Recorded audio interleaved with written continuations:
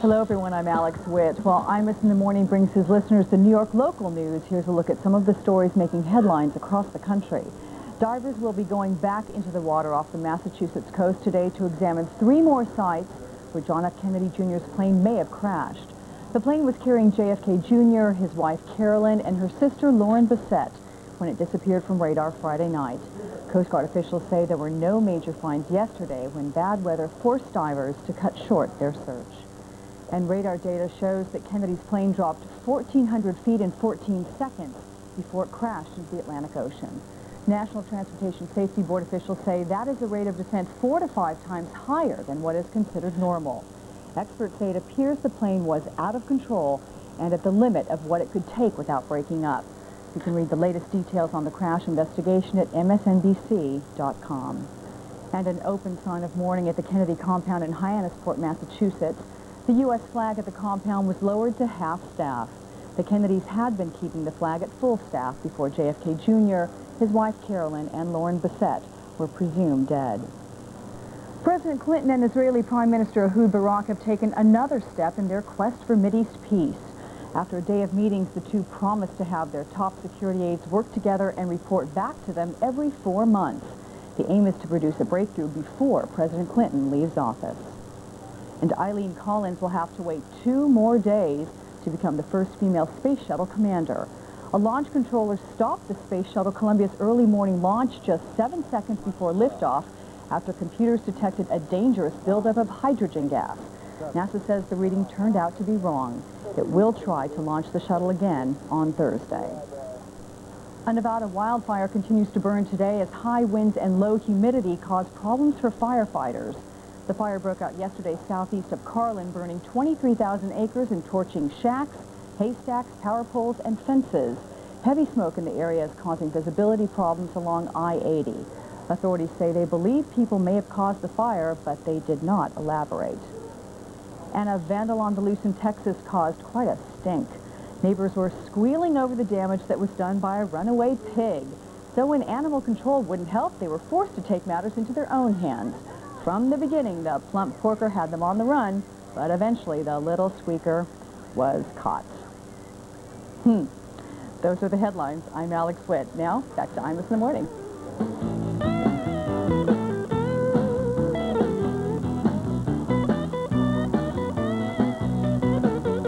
It's 5 minutes past the hour, and I am Imus in the Morning. Dan Rather and Paul Begala are both coming up this morning, plus the late Richard Nixon and some other stuff.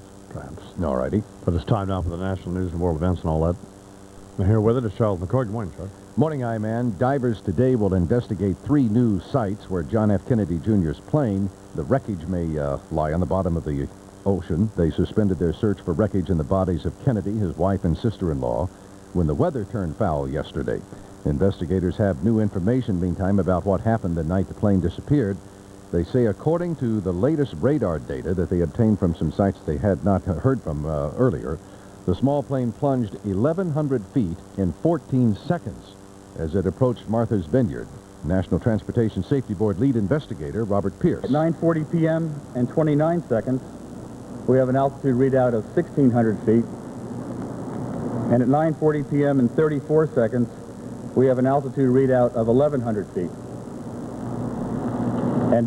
And your own calculations would show that those would reflect an approximate rate of descent of about 4,700 feet per minute. And what does that mean? Is it out of control, or? Well, experts describe that kind of a descent as a dive rather than a descent, I-Man. Jesus.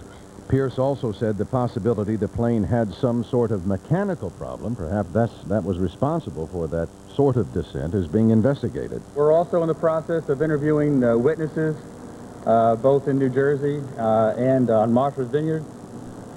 We are in the process of interviewing pilots and flight instructors that have flown with Mr. Kennedy. Some experts have speculated that Kennedy might have been attempting to get below the haze level, became disoriented, and hit the water at a high rate of speed after losing control of the aircraft. No large pieces of the aircraft have been recovered, and some people doubt that any will be based on the type of debris that has been retrieved so far and the indication that that final plunge was at that kind of a rate of descent, 4,700 feet a minute. One location that had been a so-called target for divers yesterday based on sonar turned out to be nothing more than a large rock about 14 feet long and not a piece of fuselage as had been speculated.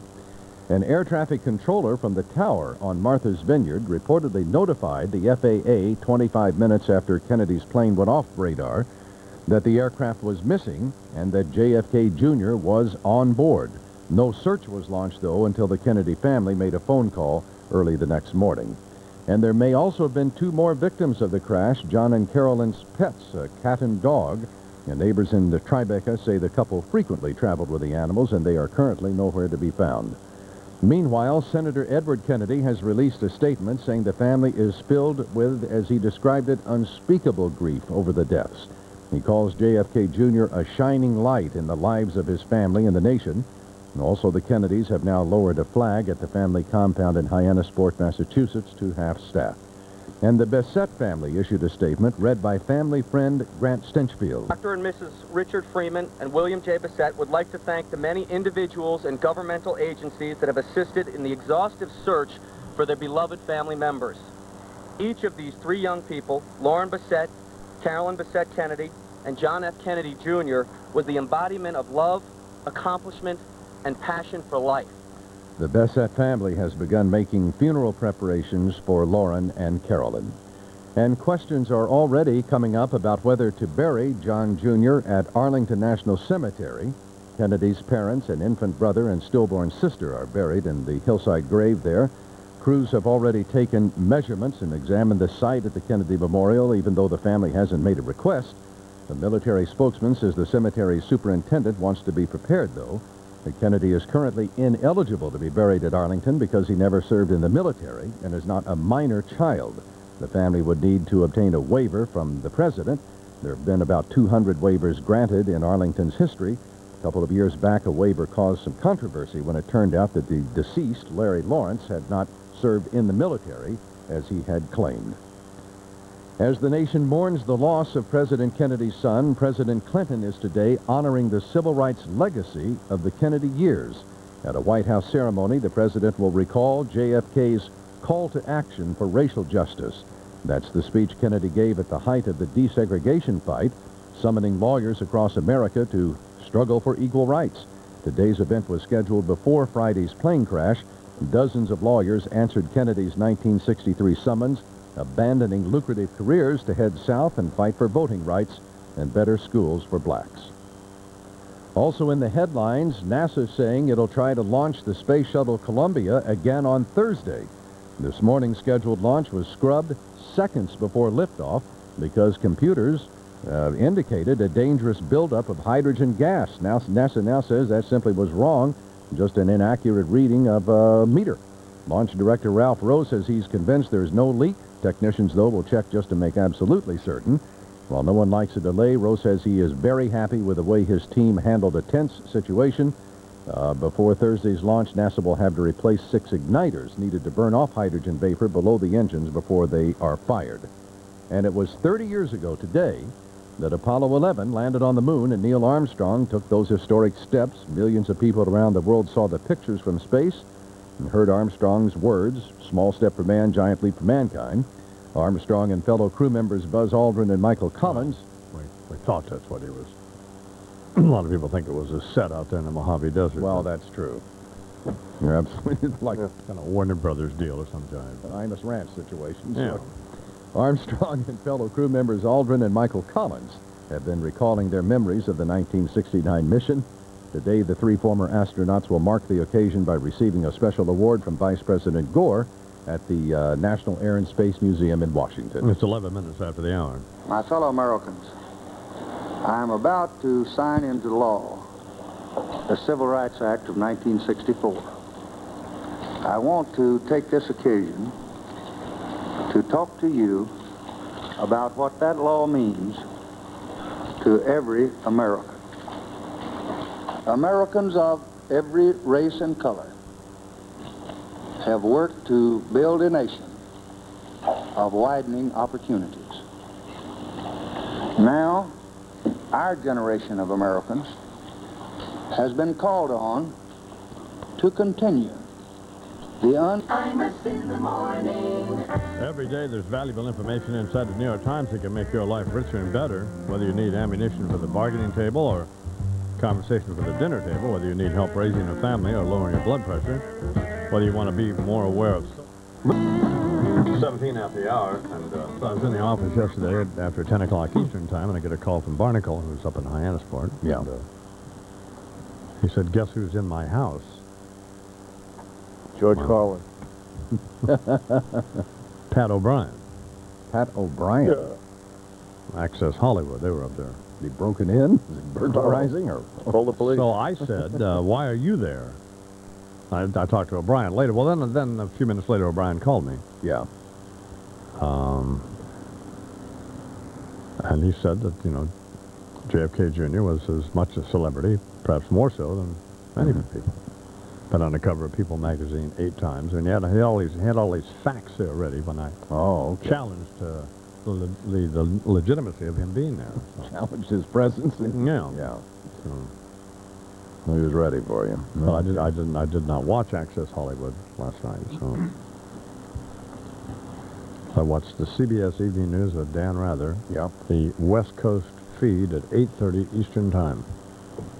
And I watched about the first 8 minutes of it because young Mr. Imus was wanting to change the channel, or well, no, he can do that. Yeah. You know, but he doesn't. He's never watched television, so he doesn't know it. And if it's on and he's in the room, it's usually it's always the news. It's not anything else. And occasionally it's a baseball game or something, but that's with the sound off, so he didn't pay attention to that. Yeah, yeah. But he, I don't know. Then you know, the I Grace Construction Company built the apartment, our apartment in New York, and so for some reason they did a very fine job. And so about 2 months ago, we asked them to build us a gate for the stairway that goes downstairs. And now you could get just a regular carpenter to do it in about 3 or 4 days, couldn't you? Sure. Yeah. Well, 2 months later, they still don't. Now, of course, it's because he's not only is Wyatt walking, he's running. So just a safety gate across. Yeah. Well, yeah. I mean, you can. So that'll be an unpleasant conversation today with either David Cohen or somebody over there. And it was just, one wonders what happens with regular customers who don't have any way to humiliate them. 2 months. That's crazy. So I never can get anything done with any of them until I threaten them. Yeah. Has to come to that. I can't get anything done with Elligood out in New Mexico until I threaten him. Has to come to ugliness. Do you understand that? No, of course not. Well, how do you explain that? I mean, it doesn't make any sense, does it? No. And so you just wonder if you don't have, you know, At their mercy. That's 15 million people listening to you on the radio and sure. several million watching on MSNBC, what would you do then? You can bring pressure to bear, but you're homicide.